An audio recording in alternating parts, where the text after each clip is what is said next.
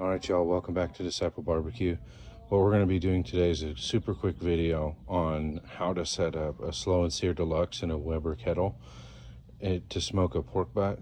And then we're also going to be using a spider venom. So I'll be able to show you how this does for charcoal consumption using the Spider Grill's venom controller, which is supposed to be a whole lot better. Or a whole lot more efficient. So what I have here so far is I have the water already put in the tray. My recommendation there 100% is to already boil the water or have hot water. There's a lot there with energy, but if you go to put that in after you get the charcoals lit, you'll be splashing water everywhere. I have a grease pan here. It's a drip pan. It's just the cast iron one.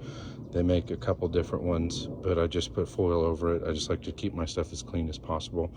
And so what I'm going to do is light about 12 to 13 coals in the corner, and then I'm going to get those lit, stack my wood on top of, stack a piece of wood on top of that. Sorry, I can't talk today.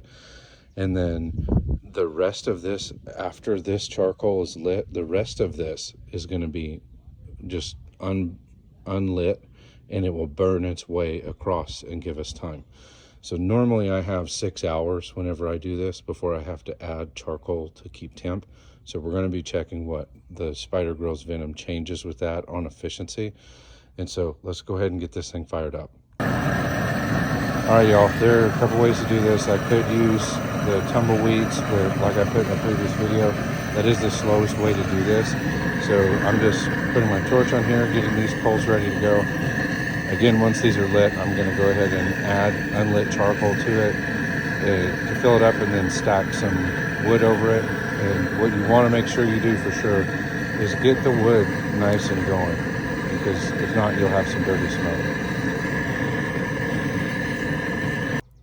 All right, y'all, I got those coals lit with that piece of oak wood, and now I'm going to be filling this up. We are using Blues Hog today for briquettes. Briquettes are way better for smoking and just giving you more time.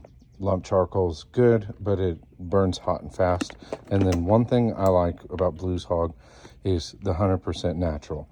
So you don't have to be brand specific. I've seen a lot of buzz out there about B&B charcoal and the cheaper price. But if you really care about what you're eating, I would 100% go with the natural or all natural. And any brand that you use, I just happen to really like this for my cooks. All right, so we got this set up now. I got the venom on. I'm gonna have to get the lid closed pretty quickly, make sure it gets up to temp, and make sure we have nice blue smoke. But again, we have lit charcoal right here in the first third of it with a chunk of hickory wood. This is unlit charcoal. It's gonna burn its way across. And then I got a piece of cherry and a piece of oak. So I'm gonna go ahead and place these in here. I would not recommend, honestly, going with more than 3 to 4 chunks of wood in a Weber kettle. You can really, the charcoal is supplying the heat, the wood is supplying the amount of smoke flavor that you want. I don't want it bitter, a lot of crazy amount of smoke on my palate. But I promise you, if you just stick to 3 to 4, you'll get a lot of smoke in your food. We're watching this Spider Grill's venom do its thing, getting us up to temp. And then I'm watching for that blue smoke. And then while we're waiting on that, I do have this pork butt. Nothing specific about it. I used a mustard binder. Then I used a brisket rub that has pretty heavy salt and pepper to get a nice bark, and then I finished that off with Meat Church Holy Cow. But I want you all to see this real quick when that Spider Grill's venom fan kicks on. You just heard it.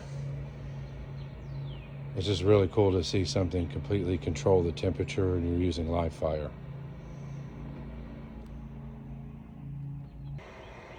All right, y'all, quick check-in on this.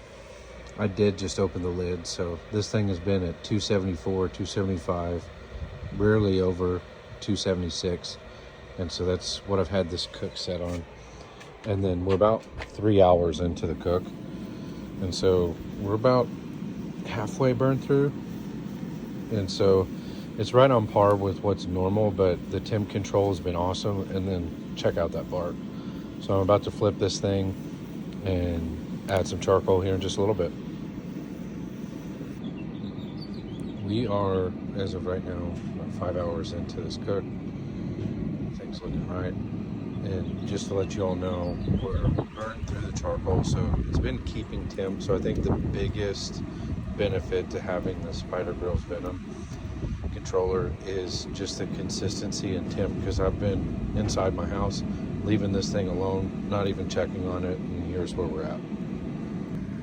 I just added some charcoal. You can see it kicking up there, and then I foil boated this thing and then finally put the probe in so we can measure it the rest of the temp, because it hit the stall. When I checked it, it was at 160.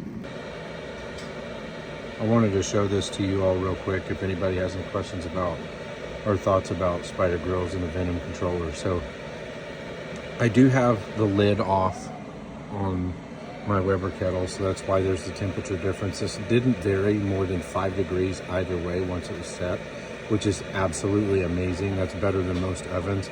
It is showing that the meat probe is 200.